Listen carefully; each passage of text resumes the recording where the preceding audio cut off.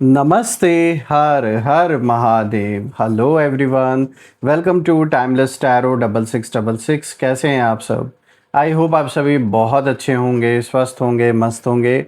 भोलेनाथ की कृपा सदैव आप और आपके परिवार पे बनी रहे, मैं यही प्रार्थना करता हूँ आप सभी लोगों के लिए। तो चलिए दोस्तों, एक नई रीडिंग की शुरुआत करते हैं। और हर बार की तरह ये भी एक general, collective, timeless and intuitive reading होने वाली है, जिसे आप कभी भी सुन सकते हैं। जितना रेजोनेट करे उतना ही एक्सेप्ट करें, बाकी का जाने दें। तो चलिए इस रीडिंग को शुरू करते हैं। रीडिंग को स्टार्ट करने से पहले आप सभी लोगों के लिए एक healing.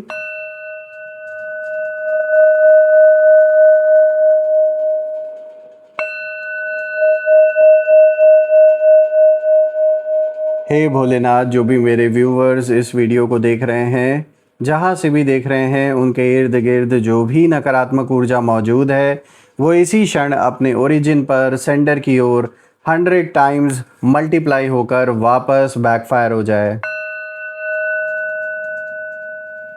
All the negative energies around my viewers go back to the sender। सारी की सारी नकारात्मक ऊर्जा सेंडर की ओर 100 टाइम्स मल्टीप्लाई होकर वापस बैकफायर हो जाए। एक ऐसी छत्र छाया आप और आपके घर परिवार के इर्द गिर्द बनी रहे, जिसमें कोई भी नकारात्मक ऊर्जा प्रवेश न कर सके। आपके जीवन में धन, मान, सम्मान, सुख, समृद्धि, हर चीज़ से आपका जीवन भरपूर रहे, किसी भी चीज़ की कमी ना हो। आपका स्वास्थ्य और परिवार में सभी लोगों का स्वास्थ्य अच्छा बना रहे। दोस्तों, आपने जो भी कंट्रीब्यूशन, जो भी सपोर्ट इस चैनल को दिया है थ्रू सुपर थैंक्स, यूपीआई या फिर मेंबरशिप के थ्रू, उसके लिए बहुत बहुत धन्यवाद। मैं यही प्रार्थना करता हूं कि आपने जो भी सपोर्ट, जो भी कंट्रीब्यूशन दिया है, वो अनलिमिटेड टाइम्स मल्टीप्लाई होकर हेल्थ, वेल्थ, अबंडेंस और ढेर सारी खुशियों के रूप में आपको वापस प्राप्त हो।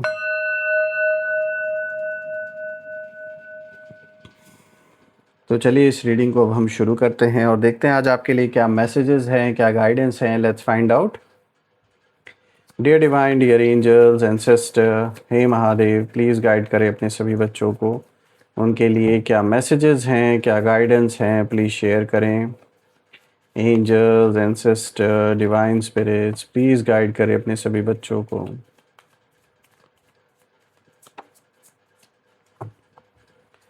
चलिए देखते हैं। सबसे पहला कार्ड देखिए, यहाँ पर आया है नाइट ऑफ सोर्ड्स।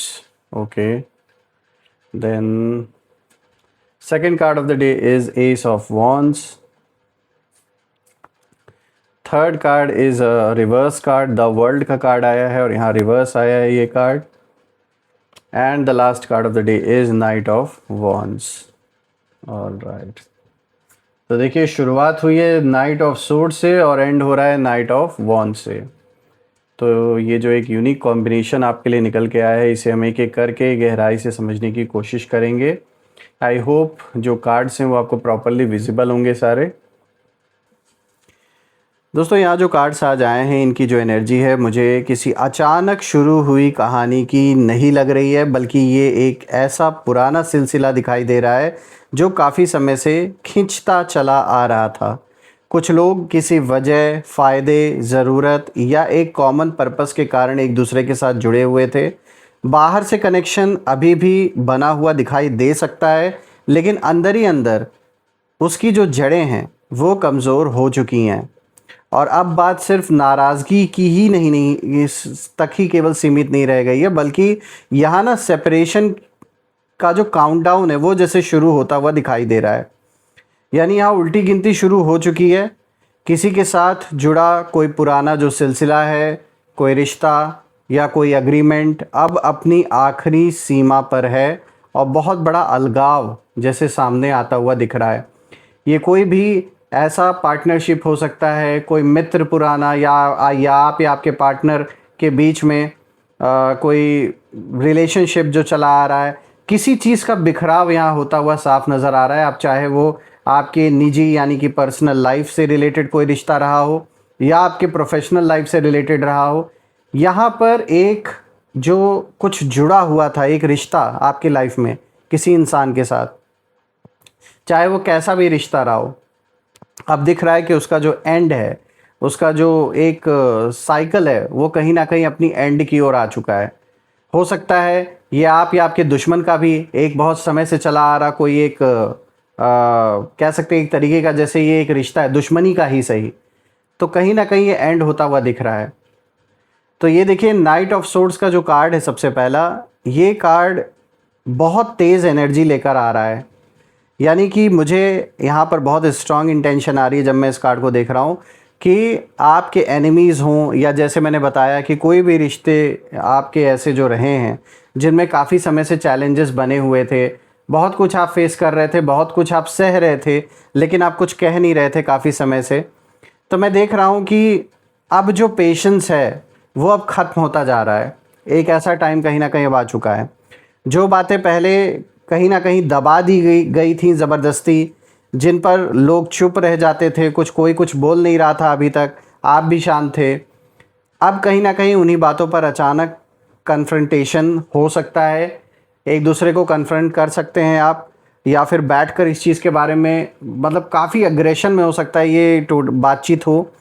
यहाँ कोई व्यक्ति, किसी ऐसे व्यक्ति की एनर्जी आ रही है जो जल्दबाजी में कुछ ऐसा बोल सकता है जो बाकी लोगों को अंदर तक चुभ जाए। ये मेल फीमेल किसी की भी एनर्जी हो सकती है। कोई पुरानी शिकायतें, आरोप, या किसी के किए हुए गलत काम पर कहीं ना कहीं सवाल अचानक सामने उठाए जा सकते हैं। ख़ास बात यह है कि यहाँ सोचने से पहले बोलने वाली एनर्जी कहीं ना कहीं नज़र आ रही है। यानी हो सकता है आप या आपके अगेंस्ट जो भी खड़ा है वो सोचने से पहले ही कोई ऐसी बात बोल दे कि जो पूरी तरीके से सिचुएशन को और भी बिगाड़ के रख दे। ऐसी स्थिति बनते हुए दिख रही है। यानी एक छोटी सी बात भी बड़ी बहस का रूप ले सकती है। तो इसीलिए थोड़ा सा, अगर ऐसी सिचुएशन बनते हुए आपको नज़र आ रही है तो कोशिश करिए कि किसी भी तरीके के आर्ग्यूमेंट से बचने की कोशिश करिए, क्योंकि यहाँ पर कोई छोटी सी बात, कहते हैं ना बात का बतंगड़ बनना, वैसी सिचुएशन हो सकती है। और हो सकता है कुछ लोग यहाँ पर भरे बैठे हैं जो कोई कारण ढूंढ रहे हैं, कोई रीज़न ढूंढ रहे हैं लड़ाई झगड़े का। तो थोड़ा सा यहाँ अवॉइड करना है इस सिचुएशन को, क्योंकि साफ दिख रहा है किसी तरीके का कोई बवाल, किसी तरीके का कोई आर्ग्यूमेंट हो सकता है, और ये जानबूझ के क्रिएट किया जाएगा। यानी एक बार आपके मुंह से कोई ऐसा शब्द निकल जाए या कुछ ऐसी बात हो जाए, या वो आपको कोई ऐसी बात बोलें आपको उकसाने के लिए, प्रोवोक करने के लिए, तो फिर वो कहीं ना कहीं एक ऐसा मुद्दा बन सकता है जिस पर कि बहुत बड़ा झगड़ा यहाँ हो सकता है। तो यहाँ अवॉइड करना है ऐसे सिचुएशन को। मुझे यहाँ ये भी महसूस हो रहा है कि कोई अपनी पोजीशन बचाने के लिए दूसरे व्यक्ति पर ब्लेम डालने की कोशिश कर रहा है। यानी कोई जो खुद कुछ नहीं कर पाया और अपने दम पर वो इंसान अगर कोई चीज़ नहीं कर पा रहा है या कर पा रही हैं, तो उनको कोई कारण, मतलब अपने ऊपर अपनी गलती ना एक्सेप्ट करके या अपनी कमी को स्वीकार ना कर करके दूसरे के ऊपर ब्लेम डालने की कोशिश यहाँ की जा रही है। ऐसा भी दिखाई दे रहा है कि देखो तुम्हारे वजह से ऐसा हो गया, हम होते तो हम तो ऐसा कर लेते, वैसा कर लेते। इस तरीके से एक दूसरे के ऊपर ब्लेम गेम खेलने का प्रयास भी किया जा सकता है। और जो लोग अभी तक एक दूसरे के लिए कहीं ना कहीं ढाल बने हुए थे, शील्ड की तरह काम कर रहे थे, वहीं अपनी सेफ्टी के लिए एक दूसरे को एक्सपोज करना शुरू कर सकते हैं। यानी जो लोग अभी तक एक दूसरे को प्रोटेक्ट कर रहे थे, वही लोग एक दूसरे को अब रिवील करने में कहीं ना कहीं खुलकर सामने आ सकते हैं। और यही से पुराने सिलसिले में पहली बड़ी दरार दिखाई दे रही है। तो जो भी ये सिलसिला चला आ रहा है, अब वक्त आ गया है कि इसमें बहुत बड़ा विस्फोट होता हुआ नज़र आ रहा है। भले ही आप बातचीत की कितनी भी कोशिश कर लें, कितना भी आप चाह लें कि ये बैठ के बातचीत करके आराम से सॉल्व हो जाए, लेकिन यहाँ पर तो ऊर्जा ऐसी नहीं दिखाई दे रही है। क्योंकि यहाँ पर जो भी ऑपोजिट आपके है, वो तो कहीं ना कहीं यहाँ पर चाहते हैं कि कोई ऐसा बवाल हो, कोई ऐसा बहस हो कि जिसमें ये सब कुछ एक दूसरे ही डायरेक्शन में चला जाए। बात करते हैं दूसरे कार्ड की, तो देखिए यहाँ पे एस ऑफ वॉन्ड्स का कार्ड आया दोस्तों, और इसके बाद इस कार्ड का आना एक साफ इशारा कर रहा है कि पुराने चैप्टर के बीच एक नई डायरेक्शन जन्म लेते हुए दिखाई दे रही है। किसी एक व्यक्ति के मन में बहुत स्ट्रांगली ये बात आ सकती है कि भाई अब मुझे इस कनेक्शन से बाहर निकलकर अपना रास्ता देखना चाहिए। तो ऐसी फीलिंग, ऐसे संकल्प आ सकते हैं। यानी जो भी ये व्यक्ति है, जब मैं आपके ऑपोजिट जो पर्सन है, जब उसकी एनर्जी देख रहा हूँ, तो उसमें अब यूनिटी से ज़्यादा इंडिविजुअल इंटरेस्ट कहीं ना कहीं दिखाई दे रहा है। अपना अपना रास्ता बेसिकली हर कोई पकड़ने की सोच रहा है। यहाँ पर कोई नया अपॉर्चुनिटी, नया कनेक्शन, नया प्लान या अपनी ज़िंदगी को अलग डायरेक्शन में ले जाने की जो इच्छा है वो इस पुराने पार्टनरशिप को, इस ग्रुप को उससे मतलब ज़्यादा इम्पॉर्टेंट कहीं ना कहीं हो सकता है इस पर्सन के लिए। देखिए ये कार्ड एक जैसे स्पार्क है उसके तरह कहीं ना कहीं उस एनर्जी को दिखा रहा है। यानी शुरुआत में बात छोटी लगेगी, लेकिन यही जो इस छोटी सी जो चिंगारी है ये आगे चलकर बहुत बड़ा डिसीजन बन सकती है। बहुत बड़ी एक छोटी सी चिंगारी बहुत बड़ा आग का रूप ले सकती है। और जो व्यक्ति पहले इस पूरे सिलसिले को बचाने की कोशिश करता था वही अब कहीं ना कहीं महसूस कर सकता है कि इसे खींचने का कोई मतलब नहीं बचा है। तो ऐसा भी हो सकता है कि जो भी ये आपके अपोजिट पर्सन है अब उसे भी ये फीलिंग आ रही है कि इस मामले को ज़्यादा खींचना सही नहीं है, तो वो भी कहीं ना कहीं इस मामले को ख़त्म करना चाहते हैं। और यहाँ नया रास्ता खुलता हुआ नज़र आ रहा है। एक तरीके से हो सकता है ये आपके लिए रिलीफ ही हो। अगर आपका कोई लिटिगेशन चल रहा है, कोर्ट कचहरी तक मैटर आपका पहुंच गया है, तो हो सकता है अब ये जो एनर्जी निकल के आ रही है ऑपोजिट पर्सन के लिए, तो ये तो आपके फेवर में ही हुआ कि अगर उस पर्सन को ऐसा लग रहा है कि भाई अब मैं फंसने वाला हूँ या मेरे साथ और लोग फंसने वाले हैं, तो हो सकता है कि वो इस मामले को यही रफ़ा दफ़ा करना चाह रहे हो। तो एक तरीके से तो आप इसमें तो आपके लिए तो अच्छा ही होगा।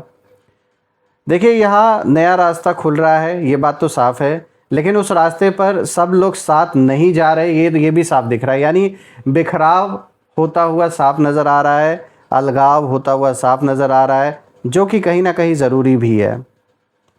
बात करते हैं द वर्ल्ड की, जो यहाँ पे आज का तीसरा कार्ड है दोस्तों, और ये कार्ड रिवर्स आया है। तो देखिए इस पूरी रीडिंग का ये कार्ड सबसे महत्वपूर्ण हिस्सा कहीं ना कहीं है, क्योंकि ये कार्ड बता रहा है कि ये जो कनेक्शन है ये ख़त्म तो होना मतलब बिल्कुल उसी कगार पर है कि इसका एंड तो होना ही होना है, लेकिन इसका जो एंडिंग है ये बहुत साफ तरीके से नहीं नज़र आ रहा है। यानी कुछ अनफिनिश्ड बिजनेस है, कुछ पुरानी बातें हैं जिनका हिसाब अभी बाकी है, पूरी तरीके से हिसाब किताब कंप्लीट नहीं हुआ है। ऐसा लग सकता है कि कई बार इनके बीच दूरी बनी, फिर किसी वजह से कनेक्शन दोबारा जुड़ गया, कई बार लगा कि चैप्टर ख़त्म हो चुका है, लेकिन कोई फ़ायदा, मजबूरी, डिपेंडेंसी या अधूरी बात इन्हें वापस उसी सर्कल में ले आई, ऐसा भी नज़र आ रहा है। लेकिन अब यही जो साइकिल है ये कहीं ना कहीं अब अपने एंड की ओर आ चुकी है, क्योंकि अब बहुत हो चुका, उसी चीज़ को खींचते खींचते सामने वाले भी थक चुके हैं। देखिए द वर्ल्ड का रिवर्स आना एक साफ इशारा है कि पुराना जो पैटर्न है वो अपनी फाइनल बाउंड्री पर पहुंच रहा है। यानी इस बार सेपरेशन सिर्फ मॉनेटरी एंगर मतलब सॉरी मॉनेटरी नहीं, मतलब मोमेंटरी एंगर नहीं हो सकता है। मतलब ऐसा नहीं कि बस ये कुछ समय के लिए कि बस मोमेंट आया, गुस्सा आ गया, निकल गया, टूट गया, फिर से जुड़ गया, ये चीज़ अब नहीं होने वाली है। किसी को ये समझ आने वाला है कि बार बार उसी जगह लौटकर वही कहानी जीने से कुछ बदलने वाला नहीं है। ये अक्ल अब धीरे धीरे आ रही है। और यहाँ एक इंटरेस्टिंग बात यह है कि अलग होने से पहले पुराना जो हिसाब है वो एक बार फिर सामने आ सकता है। इसीलिए फाइनल एंडिंग से ठीक पहले थोड़ी उलझन, आर्ग्यूमेंट्स या पुराने मैटर्स का दोबारा उठना साफ दिखाई दे रहा है। तो जो भी है दोस्तों, at the end of the day ये अच्छा ही होगा। तो इसको एक इस नज़र से आप देखें कि कुछ आगे नया होने के लिए पुराना एंड होना भी ज़रूरी था। बात करते हैं नाइट ऑफ वॉन्ड्स की, जो आज का लास्ट कार्ड है दोस्तों। यहाँ इस कार्ड की जो एनर्जी है वो ऐसा इशारा करे कि कोई चीज़ टिकने वाली नहीं है, बल्कि कोई चीज़ जैसे अलग होने वाली है, सेपरेट होने वाली है, निकल जाने की जो एनर्जी है वैसी दिखाई दे रही है। यानी कोई व्यक्ति बहुत तेज़ी से अपना रास्ता बदल सकता है। वो शायद लंबी एक्सप्लेनेशन भी ना दे, अपने आप को एक्सप्लेन भी ना करें, बस एक पॉइंट के बाद उसका जो एटीट्यूड है वो हो सकता है कि भाई बहुत हो गया, अब मैं अपनी डायरेक्शन में जा रहा हूँ, तुम अपनी डायरेक्शन में जाओ भाई, इसे एंड करो। तो ऐसा ही कुछ कहीं ना कहीं नज़र आ रहा है। रही बात आपके एनिमीज़ की, तो उनमें से कोई ऐसा व्यक्ति भी दिखाई दे रहा है, किसी ऐसे व्यक्ति की ऊर्जा यहाँ आ रही है जो इस पुराने कनेक्शन को निभाने के लिए अब अपना समय और अपनी जो ऊर्जा है वो बिल्कुल भी खर्च नहीं करना चाहता या चाहती हैं। पहले एक्साइटमेंट था, फ़ायदा उनको मिल रहा था, या कॉमन मोटिव कहीं रहा होगा और लोगों के साथ जुड़ा हुआ, जिन चीज़ों ने मतलब इन्हें साथ रखा था, ये अगर एक से ज़्यादा लोग थे, एक साथ ग्रुप बनाकर आपसे कोई दुश्मनी चली आ रही थी, तो कहीं ना कहीं सबका अपना अपना मोटिव था। लेकिन अब वही जो आग है, वही जो फायर है, ये दूसरी डायरेक्शन में जा रही है और इनको पता है कि ये जो चिंगारी है बहुत बड़े आग का रूप ले लेगी और शायद ले भी चुकी है। इसलिए डर लग रहा है कि कहीं हम भी ना इस आग में जल जाएं, इसलिए कुछ लोग इससे बाहर और दूर भागना चाहते हैं। और यही इस रीडिंग का बड़ा संकेत है दोस्तों, क्योंकि ये जो अलगाव है ये हमेशा एक ड्रामेटिक अनाउंसमेंट के साथ नहीं आता है। कभी कभी लोग पहले दिल और दिमाग से अलग होते हैं, फिर फिजिकल डिस्टेंस दिखाई देती है। और यहाँ भी मुझे कुछ ऐसा ही पैटर्न नज़र आ रहा है कि अभी तक तो इनको लग रहा था कि चलो देख लेंगे, देखा जाएगा जो भी होगा आगे चलकर, लेकिन अब जब देख रहे हैं कि सिचुएशन और भी बुरी होते जा रही है और भी अपना ही सब कुछ मतलब हर ओर से खुद ही फंसते हुए नज़र आ रहे हैं, तो इसलिए अब क्या कर रहे हैं, ये इस सिचुएशन से निकलने की कोशिश कर रहे हैं। उसके लिए प्रयास, उसके लिए हाथ पांव मारना इन्होंने शुरू कर दिया है। जो भी है दोस्तों, मैं भोलेनाथ से यही प्रार्थना करता हूँ कि आप और आपके परिवार पे उनकी दृष्टि, उनका आशीर्वाद सदैव बना रहे, एक ऐसी छत्र छाया बनी रहे आपके घर परिवार पे कि ऐसे लोगों की नकारात्मक ऊर्जा उसमें प्रवेश ना कर सकें और जीवन में बहुत तरक्की, बहुत अबंडेंस आपको मिले। आइए अब इसी के साथ हम नेम इनिशियल्स भी देख लेते हैं। ये नेम इनिशियल्स में हम टोटल 8 अल्फ़ाबेट्स पिक करेंगे, जिसमें आपके नाम का पहला अक्षर, आपके विरोधी, आपके शत्रु, ऑपोजिट पर्सन के नाम का पहला अक्षर भी हो सकता है, या आपके शहर के नाम का पहला अक्षर भी हो सकता है। तीनों में से जो भी मैच करे कमेंट में ज़रूर लिखिएगा। तो let's see, let's find out. चलिए देखते हैं। सबसे पहले देखिए आया है R, then this is S, उसके बाद आया है M, then this is H, X, O, P and this is Z. तो दोस्तों ये रहे आज के नेम इनिशियल्स। अगर ये मैच हुए हों तो कमेंट में ज़रूर लिखिएगा और कमेंट में ज़रूर मेंशन करिएगा I claim healthy wealthy life, जो आप बिल्कुल डिज़र्व करते हैं। और यही थी आज की रीडिंग। हम फिर से एक नई रीडिंग में दोबारा मिलेंगे। तब तक अपना और अपने परिवार का ध्यान रखें। हर हर महादेव। जय माँ काली, जय भोलेनाथ, जय माँ कामाख्या देवी की जय।